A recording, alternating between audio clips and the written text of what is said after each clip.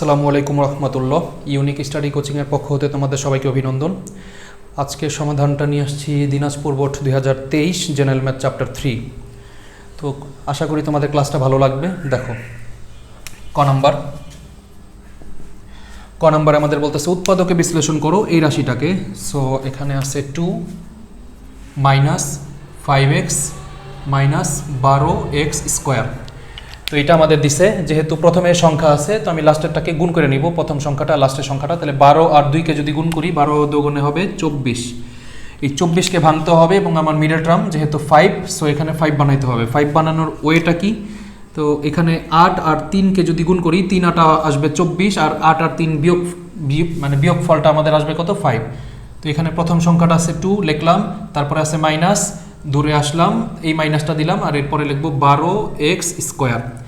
এবার আমি মাঝখানে এই দুইটা সংখ্যাকে বসাবো। তো প্রথমে লিখবো 8 আর এর সাথে সহগটা x। যেহেতু দুইটাকে মাইনাস করলে আমাদের এখানে 5 হয়, তাহলে মাইনাস করার জন্য আমরা সবসময় জানি যে সাইনকে বিপরীত বানিয়ে দিতে হয়। অর্থাৎ এটার সাইনটা যদি মাইনাস হয় তাহলে এই সাইনটা আমাকে প্লাস দিলে মাইনাস হবে, কারণ প্লাসে মাইনাসে মাইনাস আসবে। তো পরের মানটা হচ্ছে 3x। এবার দেখো এই দুইটার মধ্যে কমন আছে শুধু 2কে কমন নিয়ে নিলে এখানে আর কিছুই থাকে না, সো 1 মাইনাসের মাইনাস। এখানে 2কে দিয়ে যদি এটাকে ভাগ করি তাহলে 8কে 2 দিয়ে ভাগ দিলে আসবে কত? 4, আর বাকি থাকে x প্লাস এই দুইটার মধ্যে কমন আছে 3 এবং একটা x। তাহলে এখান থেকে 3 এবং x কে যদি কমন নিয়ে ফেলি এখানে আর কিছু থাকে না, তার মানে 1 মাইনাস আছে মাইনাস, 3 দিয়ে 12কে ভাগ করলে পাবো 4, আর x একটা নিছি তাহলে এখানে আরেকটা x রইল। এবার এই দুইটা সেম জিনিস, সো একটাকে যদি কমন নেই 1 মাইনাস 4x থাকে, আর বাকি থাকে 2 প্লাস 3x। 2 প্লাস 3x, এটাই আমাদের ক নাম্বারটার অ্যান্সার।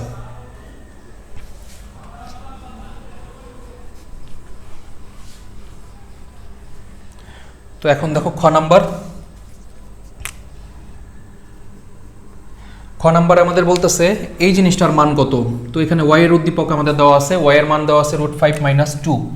তো লিখবো দেওয়া আছে y সমান সমান √5 মাইনাস 2। আমাকে এখান থেকে 1/, আকারটা বের করতে হবে, যেহেতু এই যে 1/, আকারটা এখানে আছে। সো 1/, আকারটা বের করলে কি করব?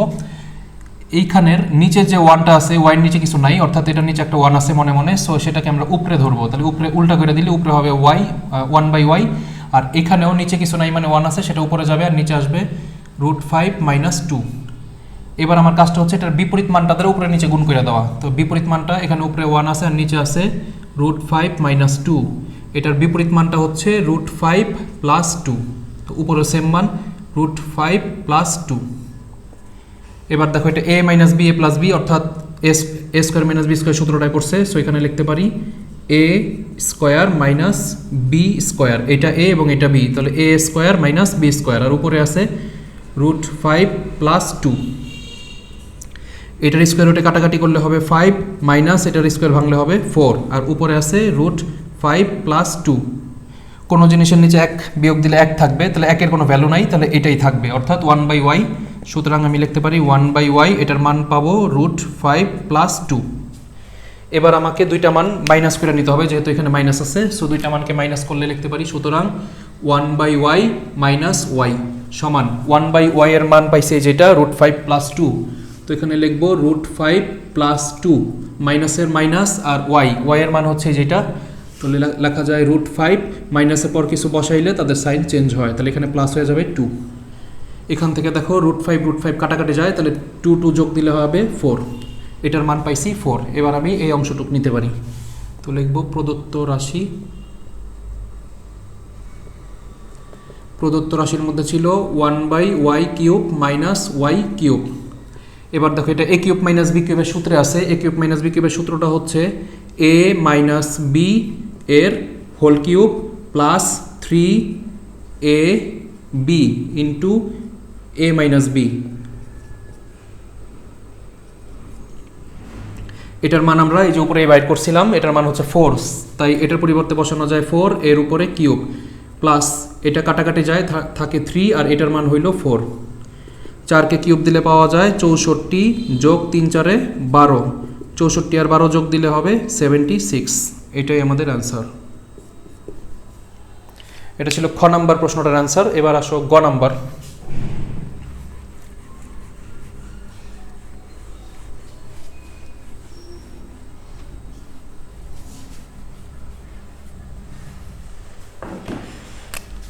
গ নাম্বারে আমাদের প্রথমে ওয়াই এর মানটা দেওয়া ছিল, তাহলে ওয়াই এর মান দেওয়া আছে √5 - 2 আর এবং এক্স প্লাস ওয়াই এটার মান দেওয়া আছে এটার মান দেওয়া আছে 2√5।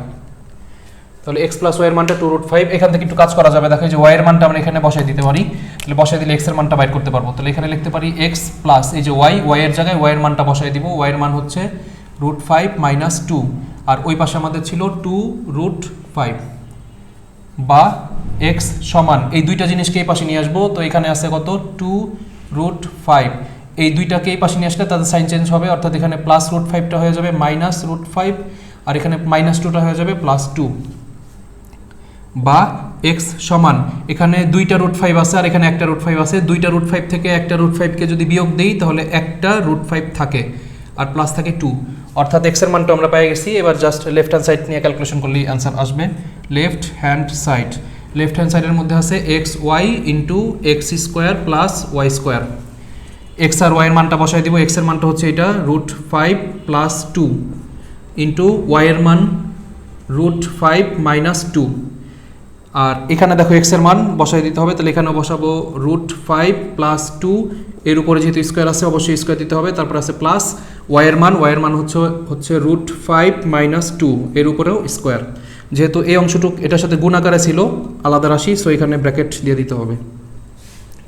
এবার দেখো a + b a - b সূত্রে বসছে, a + b a - b সূত্র হচ্ছে a² - b²। এখানে ডাবল রাশি হয়েছে, তাহলে এটাকে অবশ্যই ব্র্যাকেটে আটকায় দিতে হবে। আর এইখানে দেখো এটা এবং এটার একটা সূত্রে পড়ছে a + b² plus a - b², এটা হচ্ছে 2 × a² + b² এর সূত্র। তাহলে 2 × a হচ্ছে এইটা আর b হচ্ছে এইটা, তাহলে লিখবো 2 × এই যে আমাদের a² + b²। এখানে এই পুরাটা জিনিস 2 এর সাথে গুণ থাকবে, সো এখানে একটা ব্র্যাকেট ইউজ করতে হবে অবশ্যই। স্কোয়ার রুটে কাটাকাটি গেলে থাকে 5 - 2কে স্কোয়ার ভাঙলে পাবো 4 আর এখানে 2 এটাকে স্কোয়ার ভাঙলে পাবো 5, স্কোয়ার রুটে কাটা গেলে 5 থাকে প্লাস 2কে স্কোয়ার ভাঙলে পাবো 4। তো এখান থেকে দেখো 5 থেকে 4 বিয়োগ দিলে থাকে 1 × 2 × 5 আর 4 যোগ দিলে হবে 9। তাহলে এই দুইটাকে যদি ক্যালকুলেশন করি 9 দুগুণে পাবো কত 18, তাহলে এটার উত্তর আসে 18, যেটা আমাদের রাইট হ্যান্ড সাইডে দেওয়া ছিল। সুতরাং লিখতে পারি রাইট হ্যান্ড সাইড, অর্থাৎ left hand side equal right hand side প্রমাণ করতে বলছিল, প্রুভড।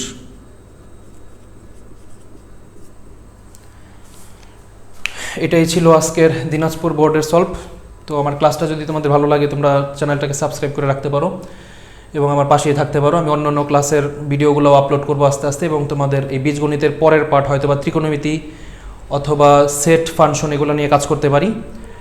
তো দেখা যাক যেটা করতে পারি আর কি। ভালো থাকো সবাই, আসসালামু আলাইকুম রহমতুল্লাহ।